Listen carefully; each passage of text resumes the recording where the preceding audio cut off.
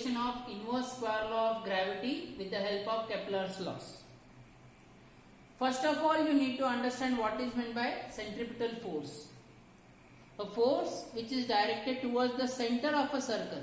Suppose a body is moving around a center, and the direction of the force is towards the center, that is known as the centripetal force.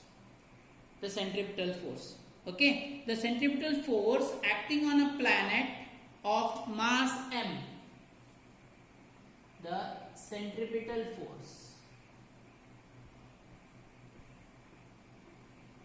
force acting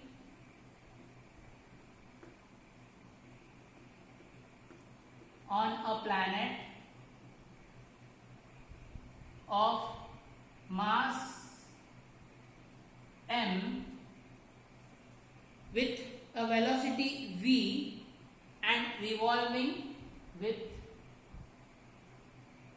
velocity v and revolving at a distance r from the sun.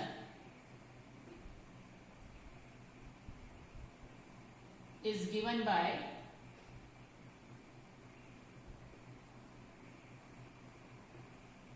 F is equal to mv upon r square. F is equal to mv square upon r. mv square upon r. This is my equation number 1. Remember this. mv square upon r. mv square upon r, where F is the centripetal force, m is the mass, v is the velocity, and r is the distance from the sun. Now let capital T be the period of revolution.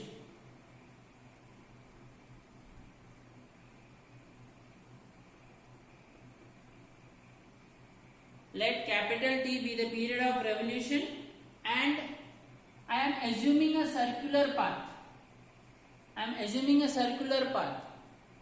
So what would be the distance? Formula for circumference of a circle, 2 pi r. 2 pi r is the distance.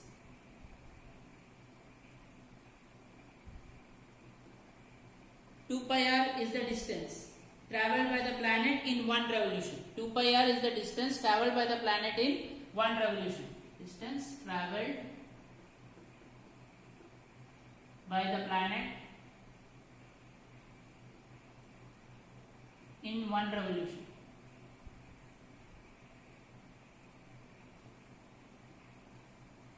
Okay, so what is T? T is the period of revolution and 2 pi r is the distance traveled by the planet in one revolution. So what is the formula for speed? Speed is equal to distance upon time.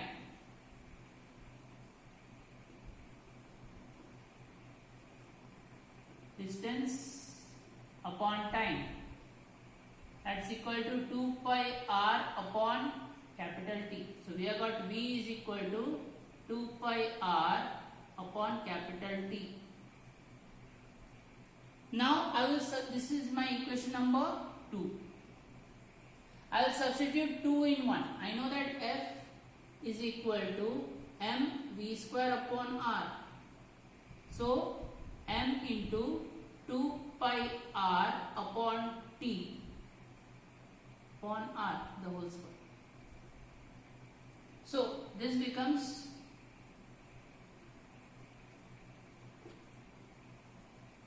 m into 4 pi square r square upon T square upon r. 4 pi square r square upon T square upon r, that is equal to m into 4 pi square r square upon r T square. RT square, that's equal to, over here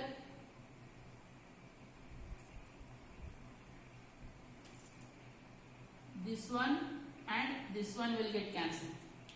So I'll get 4 pi square m upon into r upon t square. 4 pi square m r upon t square. Now what I will do is I will multiply the numerator as well as the denominator by r square. I will multiply the numerator and the denominator. I'll just write it again. F is equal to 4 pi square mr upon t square. So multiplying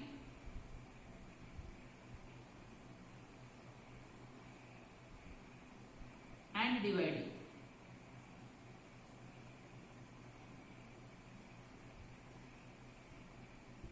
By r square. So I will be getting 4 pi square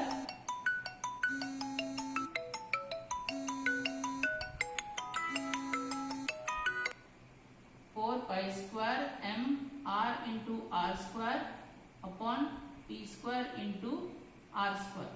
That's equal to 4 pi square m r cube upon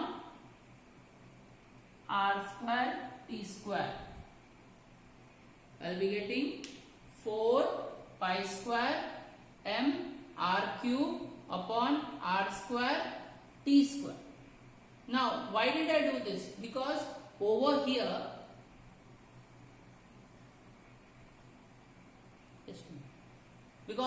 here I have got t square directly proportional to r cube. Okay, so what does that mean?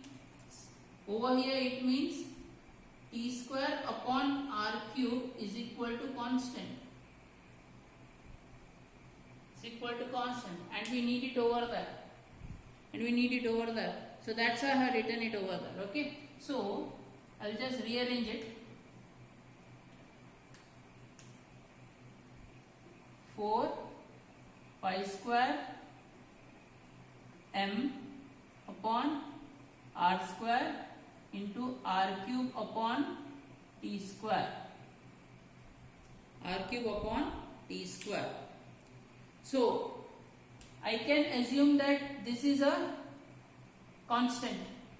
R cube upon t square can be a constant. So what? It's equal to k, suppose. So over here f is equal to 4 pi square m upon r square into 1 upon k. Because over here it was t square upon r cube, we have got r cube upon t square. So this becomes 4 pi square m upon k r square.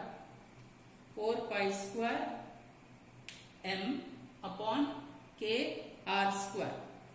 Now we know that the mass is going to be the same. Mass of a planet is going to be constant. Mass of a planet is going to be constant. K is a constant, pi is a constant. So over here what I have got? Just concentrate on this block. F is equal to 4 pi square m upon k into 1 upon r square. So this whole thing, this becomes a constant. So F inversely proportional to r square. That is the inverse square law of gravity.